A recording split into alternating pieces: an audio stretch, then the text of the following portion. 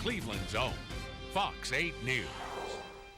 Everybody, glad you're here. You don't see Chris Moriarty on TV, but he makes sure that you see Fox 8 News. He's one of our technicians working hard behind the scenes. View of the western sky. I like working there. I like the urgency of the news. I like every day's different. I like that. I really enjoy it.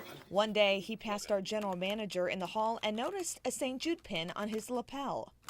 What are you wearing that for? And he told me about the Dream Home, and I said, wow, my wife was a patient there. And if it wasn't for St. Jude Children's Research Hospital, Chris may have never met his wife.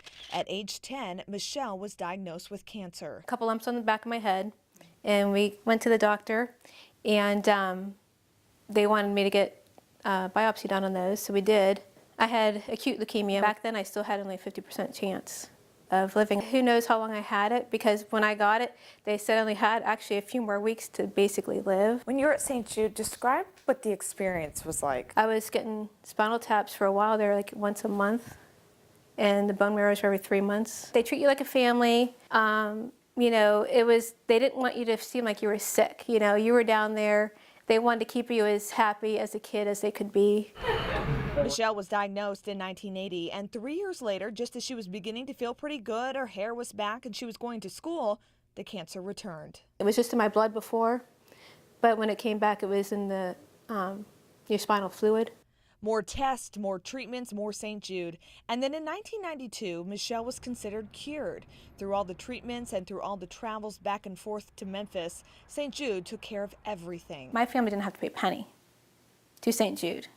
And my dad was self-employed, so we didn't have your health insurance. I could pay for everything. He had to pay for his own insurance. So they would have lost everything if we had to pay for any of that. Today, Michelle and Chris have two beautiful boys, and St. Jude is still in their life. They called me to see if I wanted to go down there and get testing done, just to see how I am as an adult after having the chemotherapy and everything. This is part of the continued research at St. Jude. The whole family traveled to Memphis as Michelle went through 4 to 5 days of testing. Important tests to not only help in research, but to help Michelle. her treatment and her going through what she went through for me has given me an attitude of graciousness and giving and a lot of thankfulness. Christy Capel, Fox 8 News. So for me, that's helped me out because I'm not a natural giver.